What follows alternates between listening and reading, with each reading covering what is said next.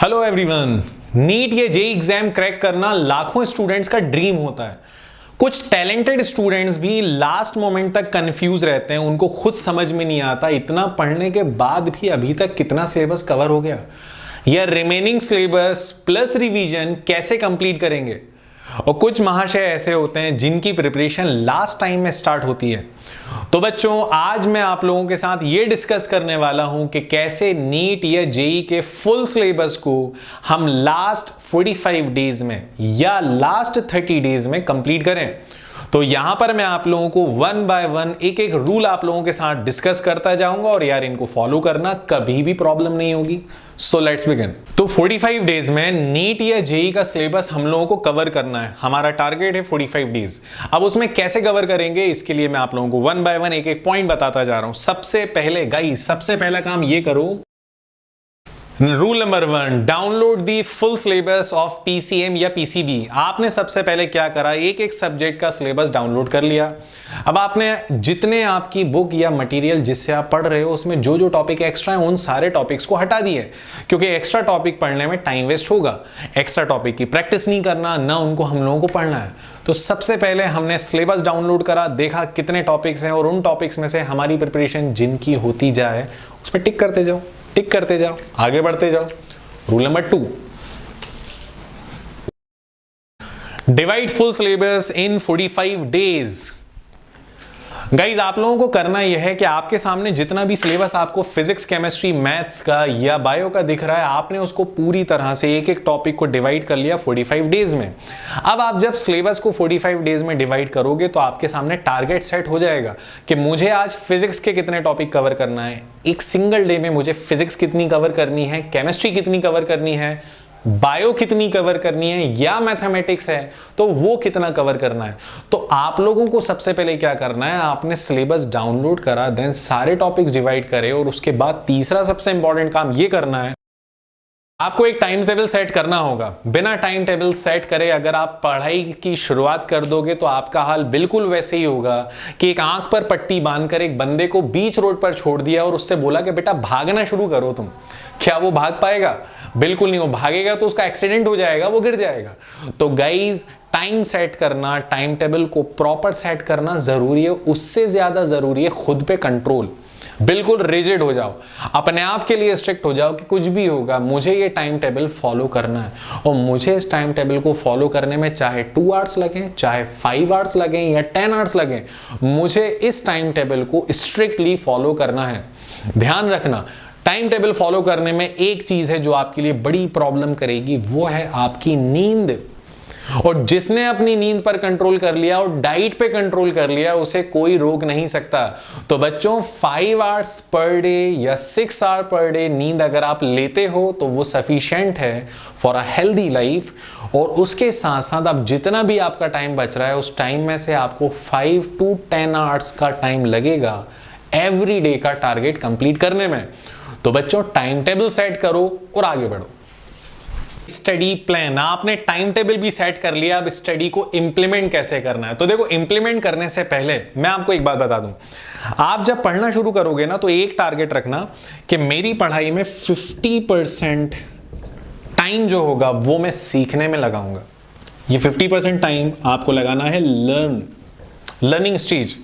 Remaining 50% time आपका जो पढ़ाई का है ये होना चाहिए प्रैक्टिस में।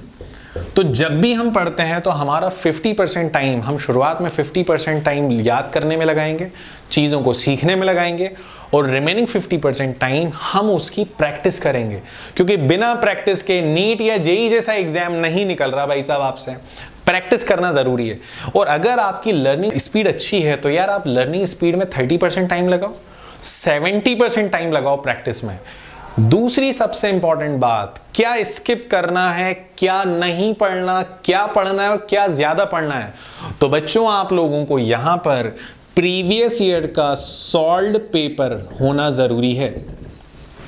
अगर आपके पास चैप्टर वाइज सॉल्व पेपर है तो आप चैप्टर वाइज सॉल्व पेपर से आप देख लोगे कि यार मैं केमिकल बॉन्डिंग स्टार्ट कर रहा हूं, केमिकल बॉन्डिंग में कितने टॉपिक इंपॉर्टेंट हैं, ऐसे कितने टॉपिक हैं जो अगेन एंड अगेन क्वेश्चन बना रहा है, और ऐसा कौन सा टॉपिक है जिसने आज तक क्वेश्चन नहीं बनाया। तो भैया, जब टाइम कम हो प्रेशर ज्यादा हो दिमाग पर तो अचानक से हजारों आइडियाज आने लगते हैं, बट जुनून होना चाहिए कि मुझे ये काम कम टाइम है लेकिन कंप्लीट करना है। तो एक पॉजिटिव एनर्जी के साथ भागना शुरू करो, टॉपिक को कवर करना शुरू करो। लेकिन यहां पर भी एक बात का ध्यान रखना कि ज्यादा भागने में खुद को गिराना मत, थोड़ा रिलैक्स रहो, चीजों को ऑब्जर्व करो कि सॉल्व पेपर में से चैप्टर वाइज कितने टॉपिक आ रहे हैं, कितने टॉपिक ऐसे हैं जिन पे कभी क्वेश्चन नहीं बनता या 2-4-5 साल में एक आध बार क्वेश्चन बनता है। तो जो टॉपिक्स ज्यादा क्वेश्चन बनाते हैं उनकी प्रैक्टिस हमें ज्यादा करनी है। तो ये होगा आपका स्टडी प्लान। 5वां point, cover your syllabus before time. आपके पास अगर 2 मंथ्स का टाइम है तो आप टारगेट रखो, मुझे 45 डेज में अपने सिलेबस को कवर करना है, 15 डेज बिफोर। बच्चों ये 15 दिन का टाइम, ये 15 डेज का स्लॉट रखना ही पड़ेगा आपको। अगर आप 12th के हो, आप नीट या जेई के हो, तो आपको 15 डेज का स्लॉट रखना होगा। अपने एग्जाम से 15 डेज पहले मुझे सारी चीजें कवर कर लेनी है। उसके लिए मुझे थोड़े से एफर्ट ज्यादा लगाना हो चलेगा, मुझे अपनी नींद को सैक्रिफाइस करना पड़े चलेगा, लेकिन 15 डेज बिफोर एग्जाम मुझे अपना सिलेबस कवर करना है। अब पूछोगे आपके सर आखिर ये 15 दिन हम क्या करेंगे? तो भाई ये जो लास्ट के 15 डेज हैं, इन 15 डेज में तुम्हें फुल रिवीजन करना है, स्पीड में रिवीजन, रिवीजन के अलावा कुछ नहीं। सुबह शाम दोपहर दिन रात सिर्फ रिवीजन करना है। रिवीजन करना है, सोना है, खाना है, डाइट प्रॉपर लेनी है, ज्यादा हैवी डाइट भी नहीं चाहिए। तो ये 15 डेज लास्ट के जो होंगे इनमें हम करेंगे फुल फ्लैज रिवीजन।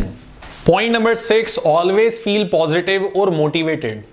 कहते हैं कि जिंदगी में उसे कोई भी नहीं जिता सकता जो खुद में हारा हुआ है।